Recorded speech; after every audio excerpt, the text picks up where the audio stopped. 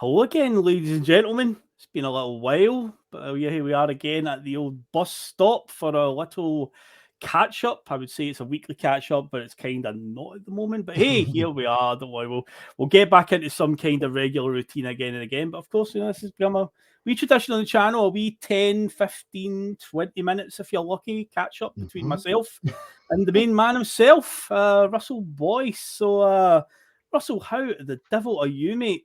Yes, Phil, all good, mate. It was nice having a few days off the old bus over the weekend. Well done, everyone, for keeping the wheels on the road, particularly yourself, mate. I know you made a lot of appearances, so big thank you for that. It's quite funny when when you get to that stage where it's like fucking 4 shows are done, and you're not even on it now. Do you know what I mean? And it's so well oiled. Whether you're hosting, whether David's hosting. In fact, you're probably better than it. I don't know if I'd go that far. I don't know. We've definitely got very different styles, I think, in the way that we host, put it that way. But hey, it keeps a bit of variety on the channel. That's the thing. It gives the viewers some variety in the way we do it. That was a very, very good politician's answer. Different styles, mate. One's good and one's shite. No. It's the style in which you do it. Like you're more, you like to get really into the debates and stuff, and I'm a bit more like I just kind of take a step. I'll ask a question. You just kind of let them all talk. Yeah, let the rest of them do it, mate. No, I get you. The rest of them do it. I'll just watch you from afar. But no, it was good fun. I say I'm always happy to step in and do it. By 4 days in the bounce, mate. Fair play for those days where you do like 4 or 5 days on the bounce. Fair play, man, because thank you. It's some slog. I enjoy it the way. I mean, we all enjoy it, really. That's why we do it, isn't it? So, good. I mean, there's a few moments last week where we're going into the show and it's like, man, we've talked about most of the stuff last night. What are we talking about tonight? But it just happens. It just flows, and it all just But you're talking about Celtic, you can go on for days and days as we do. So yeah, it was good fun, and as you say, the bus just keeps on moving. The wheels keep on turning on this bus. Just like Angie's team, no stopping them at all. But yeah, before we go any further and get into our usual chat, just again, while the viewers are watching, first of all, I'll remind you, because this has happened a few times, we're not live right now. I've seen people leave comments below saying, why is there no live chat? Well, because we're not live. You can leave a comment below, by all means. You can do that. Absolutely. Yeah, the bus stop is always a pre-recorded thing as well, so we can't actually acknowledge any comments just now. And of course, as I always do, just remind everybody again, if you're brand new to the channel, hit that subscribe button. Obviously, if you are a long-time subscriber, then hit the like button. Feel free to share the link of the bus. And, of course, as I said a minute ago, get involved in the comments below. There's a lot of exciting stuff coming up on the bus, particularly. So you definitely want to be subscribed. And we'll get onto that a little later on to why. But first and foremost, Russell, today is the 31st of January that we're recording. Yep. The transfer window closes imminently.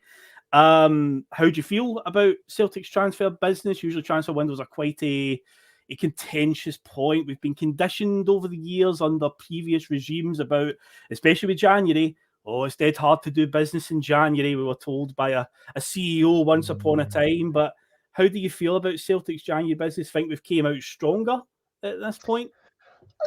I think time's going to have to tell on that one, if I'm honest. I think if you'd said before, that you were going to you're going to be letting your top scorer from last season leave, albeit he's not had as many starts this year, but goals to minutes ratio is still extremely good. So if you're going to say he was going to come out and a 21-year-old in the form of O would come in from South Korea to replace him, whilst 3 trophies are still there to be won, I don't know if that area's been strengthened. Maybe in the long term, it has been strengthened, particularly if obviously Angie's gift is to, he's got to make up his mind as to who suits his vision for what's going to happen in the first team going forward. And if he thinks long term it's a better option going for we've all got to sort of bow to that, which is fine. In the short term though, between now and the end of the season, I would say I think that position's potentially been weakened slightly, just for the upcoming 4 months, whilst there's 3 trophies, as I say, still at stake. Then you look at, Juranovic, I know divides opinion. I think we've been blessed in the sense that Johnston, we've actually seen quite a bit of him, and we've seen him against our rivals, which quite often is the yardstick you judge players domestically in these sort of fixtures, like it or lump it, is the truth. And because he's came out of that with flying colours and then put in some, very competent displays so far, that one I think everyone's probably quite relaxed about. I suppose the Ivata one's a very intriguing signing because of the joy that we've had from that league. Mm-hmm. Yep. Then you've got to take into consideration, obviously, if he was the player of the year in the likes of Atati, I don't think he came in as a J League player of the year. You think, what is this guy going to be capable of? And you've got to temper that with not every player is going to come in from another continent and hit the ground running at the likes of, Kyogo, Hatate, Maeda levels. And, for all Maeda maybe was the third in the pecking order out of our J League signings, you could say. I mean, I think he 6 goals, 5 assists in the running last year, having joined in January, Phil. So something like that, aye. I think even he did extremely well coming from a completely different climate, style of football. Scotland bonkers as well. So I think that Ivata, and because the squad's in a stronger place this time round, 12 months on than what it was 12 months ago, he might be eased in a wee bit slower than what the J League signings were last January. And maybe we shouldn't be too quick to think that'll be like a negative or anything. It may well just be that he'll progress into the team at probably a rate we would normally expect a player coming, as I say, from a completely different sort of background would. I mean, the window I think will always be as well. You look at, did we invest? And whilst you'll see loads full of nonsense about, this has been amazing business. Juranovic is someone who probably has went for a fee that's roughly about what his level is. Yeah. But the spin on that now from people who, it's the same folk who were saying he was worth 20 million, now saying selling him for 7.5 is amazing. They can't make their mind up, but that's okay. And then you've got obviously the curious case of, in Giacomakis, I think, a player who's went for way beneath what I would have sold him for. And as I say, without the 3 trophies already in the bank, I would have probably hung on till the summer and said, look, you're on a long-term deal. It was a two-way thing. You signed a 5-year deal when you joined. You're 18 months into it. We'll get you the move. I'm going to need you to go at the well again for the next 5 months and be, as important and as impressive when called upon as you can. But I suppose what I'm trying to say is, if we were going to sell him this month, I would have thought it would have been very much more on our terms, valuation-wise. I'm not convinced 3.5 million rising to 4.3 million pounds is really setting the heather alight for in 2023 for selling someone who, like him, love him, loathe him, knows where the back of the net is. That's an undeniable fact. Yeah. So that bit time again, they're copping out, but time's going to tell, whether that was really a sensible move. You can find yourself in the cup final, for example, on the 26th, and we need to mix it up. It's 1-1. It's 15 minutes to go. The game's crying out for that Giacomakis effect. And, I think then we'll maybe start gauging, why did we sell for that again? Or it could be the other way. O comes on, scores a double, and everyone goes, well, see, Andrew's right again. That could be the way it goes. So we are going to need to sort of reserve our judgment on it. Am I going to get the pom-poms out there and say best window ever like I did in August? Probably not, because we found also in this window, Phil, that players that arrived in August have left this January. They have, yes. Whilst that window has been, probably even on the bus at times, been described as, has this been our strongest window yet? We look to be on it, but Jens has departed, Abildgaard's departed already. Aaron Moy, the free transfer, now looks like the best signing we made that summer. Bernaby, one of the more expensive ones, can't get a look in. So, that's interesting. So, I suppose, if anything, the summer window should have taught us now, this window, we are going to maybe just need to wait and see more. So, don't believe all the hype that has been. Unbelievable January in that. I think there's still plenty of football to be played before we can sort of actually get a proper perspective on that. Oh, definitely what you say there on Giacomakis. I'm obviously disappointed in that he's leaving and where he's going. And a profit is a profit at the end of the day, but we could have got better profit. And I think you're right saying if we could have held on at the end of the season. If he'd stuck around and played it out, I think he could have improved his value and probably got better offers on the table in regards to where he was going. But I know I've kind of been looking this up on his club history, and I feel like the red flags were waving about him from day one. Where this will be his 9th club in his professional career, and he's 28-year-old. Don't get me wrong, some have been loans, but he has been a bit of a journeyman, and it's like on average he's given teams about a year to 18 months. So it does feel like he never really settles anywhere, and he moves on or he's out on loan somewhere. So this seems to be par for the course for Giakoumakis. And of course, I'm going to take a stab that these clauses and conditions that are in play that can make it rise up to a higher fee. If he doesn't stick around at Atlanta United long enough to achieve them, then Celtic ain't getting those extra bits of money from them. Yeah, so that could be a wee bit of a worry. That could. But... And I think the thing is with Giakoumakis' sort of patchy career, and undeniably, by the way, it's not the most compelling of CVs that he's got. Let's be honest, bar that season, the Eredivisie. But what I would say is, we can only really judge in the period of time that he was under our noses. You know, your eyes don't lie. And we've got a pretty good handle, because all we do is, as you rightfully pointed out at the top of the show, is spend every single night talking about Celtic and looking at every single nook and cranny about them. And, you know, I think from the period of time he's been a Celtic player, I'm not sure I'm ready to subscribe to this, the money grabbing thing, or he was looking for an out. I think the guy wanted to play football. And if you wanted to ask me, you know, I think he was given the fairest of cracks of the whip this season. Not that we know what goes on behind closed doors, but from a footballing perspective, I thought there was opportunities for, you know, that he could have been involved in more often than what he was given. And based on that alone, that if that is what's frustrated him, that wouldn't surprise me.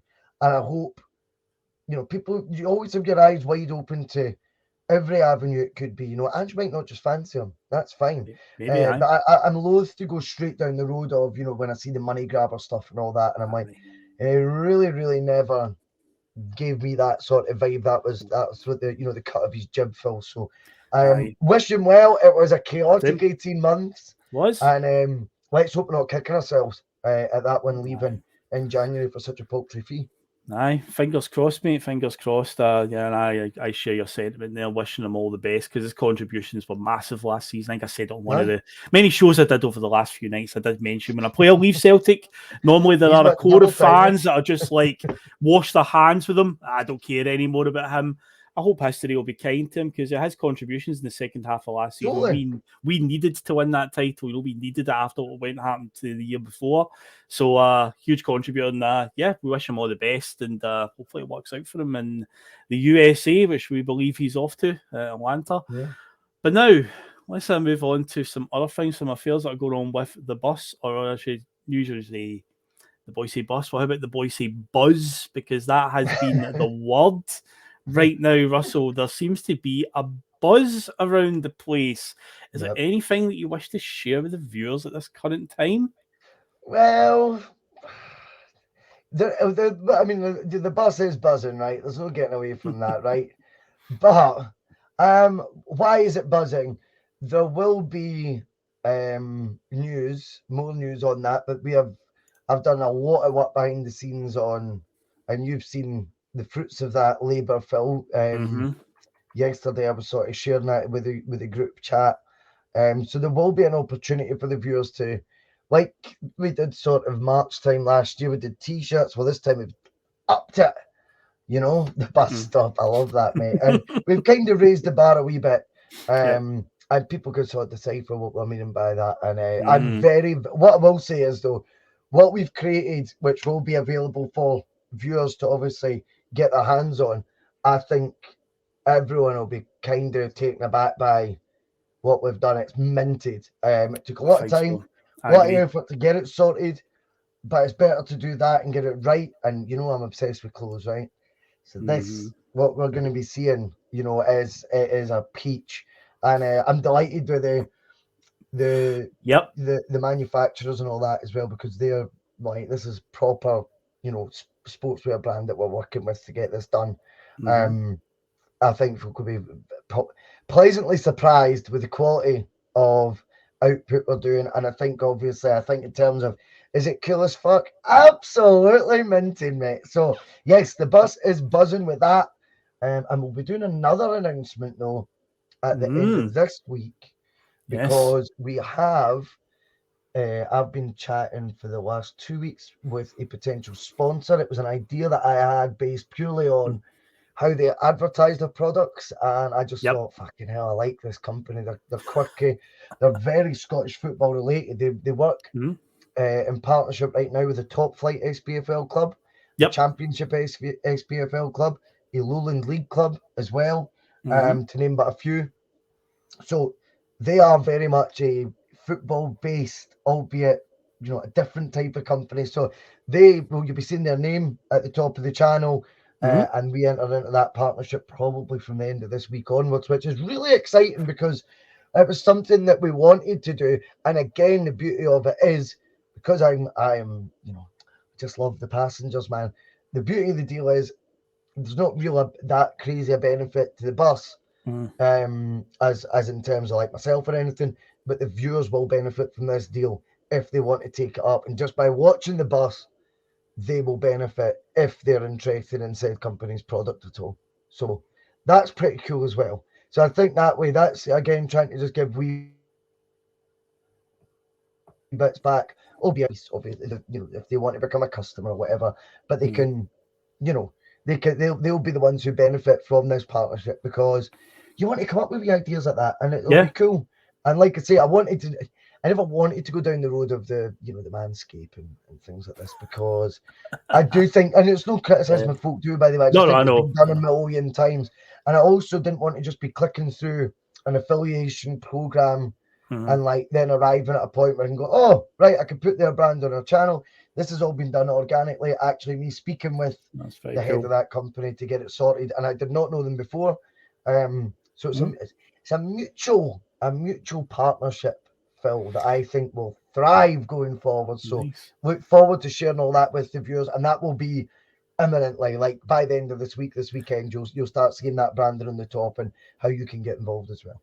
Very, very exciting. You did a bit of networking, so that's what you did. Everyone thinks I was off for 4 days, Phil. I was grafting, mate. Do you know what I mean? Yeah, you're away on a business trip, mate. That's what you were doing, mate. You're away on a business trip, flying around, getting things sorted, getting things in place, moving pieces around the chessboard, and it's all coming to fruition. But it must be some feeling, though, with regards to the big announcement coming, that vision that you have, then to see it in front of you of what you've envisioned, they've produced it. And because you sent me obviously the concept, and I was like, that's good. You only described it to me verbally, the idea in your head, and I went, that's pretty bang on. When I saw it on my phone, I was like, good stuff, man. It's literally like your imagination coming to life. Like, do you know what I mean? Like, that's exactly what I wanted, and it's like now I'm seeing it. I didn't think they would get it that close to exactly what I had in my head. So no, I mean, it takes me a bit of work. That's what they're skilled at. My skill is my imagination station upstairs. You know what I mean? And thankfully, what's came out of it is really exciting, and the buzz will be there for it. I think folk will be, as I say, pleasantly surprised. Is what I would put it down to. We did a wee sort of sneak peek at it on the community page, Phil, to whet the appetite the other day as well. So it won't take a rocket scientist to work out what's coming, but I do think they'll be blown away. And speaking of sponsorship on that, you will recognise the name of the sponsor on the front of that. It's a separate one, and they're going to be getting huge kudos on the bus as well. Definitely. For the massive effort they've put towards bringing this kit out. It's also a sign of like patience is paid off here, because obviously this channel's went for a while without a sponsor, and you've waited and bided your time and say when the sponsor gets unveiled and all that comes together, say it'll be, I guess it's just perfect how it's going to all work. And I say with the merchandise, obviously the last stuff that we did was quite a while ago, but this again, it's worth the wait. Sometimes rather than diving in head first on some things, it's better to, You're right. Get it perfect, wait for it to be perfect before. You're right. Yeah, and I think it's going to the viewers are going to benefit massively from it. I mean, the thing is as well, though. I mean, I'm fucking eager. Do you know what I mean? I'm not here to fuck about. I want to have fun. I'm like, and the thing was, I mean, with the t-shirts thing, that was maybe way ahead of the schedule, but they were good quality t-shirts that we got in. We didn't sacrifice anything. You know, we did that the right way, and it was purely because there was a few requests in the chat for them, and I thought, all right, I'm up for that. This time round, obviously we bided our time for the right sponsor for the channel and for this, and this has all just been because we've spent the last 6 months, you know, smashing our numbers, our records, and all that, and it becoming a more attractive. I don't know, fucking channel to fucking sponsor. Do you know what I mean? I was going to use the word brand there, but I don't know if that's one we want to use. Are we a brand? Do we take defamation of the brand seriously? I can't believe he texts me that. But hey, look, we're just having a good time. That's what it's all about. Exactly. And these are just wee byproducts of it that can come, and it gives everyone a chance to be, you know, get a wee part of the bus themselves. You know what I mean? So it's all coming at the right time. 2023, man. Watch out. That's it. You've started the year with an absolute bang, mate. We really have. But yeah, that's us just past the 20-minute mark. I say it's usually 10, 15, 20 minutes. So that's us done a little bus stop or buzz stop catch buzz up stop this week, mate. Yes, absolutely. And yeah, say tomorrow you've already told the people that you're going to be doing a full week of content this week. So you've got a double shift tomorrow, so you need to get to your bed early for the old breakfast bar. I know, the double shift, the split shift on a Wednesday, mate. So and a PMP. So the bus stop goes out tonight, obviously the Tuesday night. Tomorrow morning we'll be doing the breakfast bar at 8:30. I've got the full house: David Logue, Johnny Logue, Regan Stevenson. Then we'll be doing PMP with Terry at night. Usually the midweek ones we can just keep to me and Terry, to be honest with you, because they're a wee bit more condensed. Because we all actually do have normal jobs. It's just a bit of banter. And then TNF Thursday. Then we've got Bustalgia Friday. I'm going to be on all of them, just because I've maybe slacking last week, mate. Slacking, even though I booked it off, I was still slacking. So I'll be back in them all this week. I'm looking forward to it. I'll be busy. Oh, and we've got Judgment Day again. Can't implore people enough. Get your comments in, whether it be below this video, on the community page or whatever. I will find it. So it's cool. Just leave a question for the judge. He's brilliant at answering them all. He does 3 questions a week. Judgment Day episode 4 will be pre-recorded as well at some point. So, and that this week. So I am going to be a busy boy, Phil. You're right. I'm off to bed. Buzzing like a bee, mate. Buzzing around like a busy bee. How appropriate. A busy bee, mate. Yes, so we are out of here for now, and yeah, be sure to tune in tomorrow. So we've got breakfast bar and PMP. So yeah, folks, it's been a pleasure again, Russell. I will catch up with you again on the bus stop at some point in the future. 1 week, 2 week, who knows? But yes, we shall head out of here now. So catch you all later, folks.